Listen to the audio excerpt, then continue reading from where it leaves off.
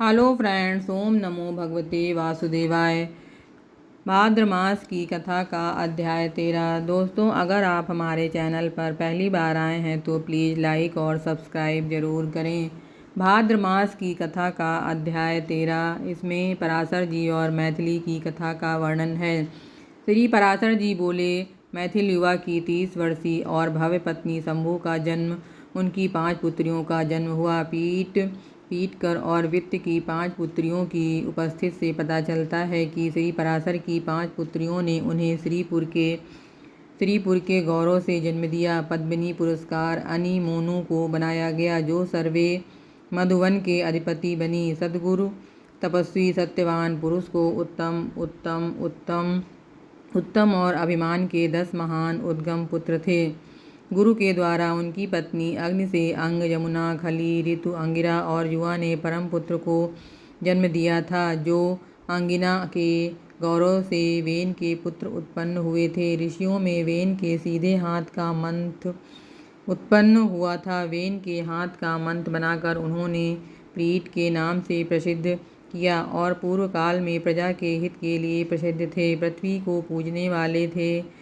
मुनि श्री मैथिली जी ने कहा था कि मुनि श्रेष्ठ विषयों के वेन के हाथ को मत देते थे, जबकि अति प्राचीन पुजारी का जन्म हुआ था। अतिरिक्त यज्ञ का भोक्ता और स्वामी और कौन हो सकता है, इसलिए आज से कभी कोई यज्ञ, भोज और दान आदि ना करे। मैथिली जब ऋषियों ने उस पृथ्वीपति के पास कहा था तो उनकी बहुत प्रशंसा कर मधुर वाणी से बोले थे, ऋषिगंगा, तुम्हें 6वां भाग मिलेगा। हे राजन, इस प्रकार यज्ञ पुरुष प्रभु श्री हरि विष्णु जी के द्वारा बनाई गई पूजा से हम लोगों के साथ भी पूरी मनोकामनाएं पूरी होती हैं। जिन राजा के यज्ञ में प्रभु श्री हरि विष्णु जी द्वारा की गई पूजा से उनकी सभी मनोकामनाएं पूरी होती हैं। राजा वेन और पृथु का चरित्र। श्री पराशर जी ने कहा कि उनकी पत्नी मैथिली युवक से 30 और भव्य उत्पन्न हुए और भव्य से शंभु उत्पन्न हुए थे तथा जय और वित्त तेजा द्वारा पीटे जाने पर प्रतिमा की पत्नी से तू छावनी नामक 5 पुत्र उत्पन्न हुए। प्रगति के अभिमान से महातेजस्वी चतुर उत्पन्न हुए। पद्मिनी पुरस्कार अनि से मोनू उत्पन्न हुए, जो सर्वे मधुवन के शासक हुए। फसलों में श्रेष्ठ मुनि के चेतक को जन्म दिया, जो राजय प्रजापति पूर्व सद्गुरु तपस्वी सत्यवान सूची की पुत्री नेतवाला का पुत्र था। उस पुरुष के उत्तम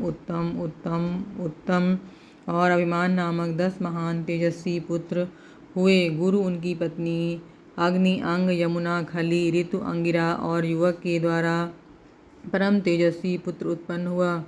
सुनीता का अभिमानी पुत्र वेन उत्पन्न हुआ। अंगा से दाहिने हाथ का मंथन कर बालक उत्पन्न किया गया। वेन के हाथ का मंथन करने से महीपाल नामक पुत्र उत्पन्न हुआ, जो प्रीत नाम से प्रसिद्ध है और जिसने पूर्व काल में पृथ्वी को लोक कल्याण हेतु आशीर्वाद दिया था। मुनि ने कहा था कि श्रेष्ठ प्रजा के देन का हाथ क्यों नहीं मिट गया, जिससे अत्यधिक प्रेम उत्पन्न हुआ।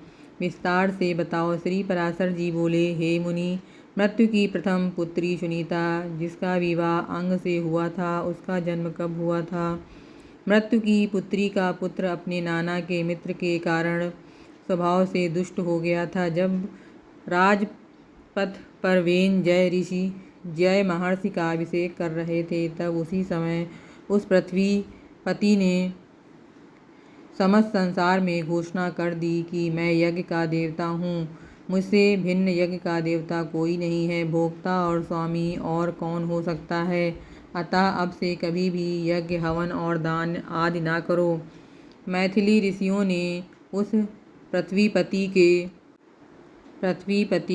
राजन, हम आपके राज्य और शरीर तथा प्रजा के हित के लिए आपसे जो कुछ कह रहे हैं उसे ध्यानपूर्वक सुनिए। देखिए, आपका कल्याण हो। हे राजन, इस प्रकार यज्ञ के द्वारा भगवान श्री हरि विष्णु जी यज्ञ पुरुष के रूप में जन्म लेंगे और हमारे साथ साथ आपकी समस्त मनोकामनाएं पूर्ण करेंगे। भाद्र मास की कथा का अध्याय 13 समाप्त हुआ। ओम नमो भगवते वासुदेवाय।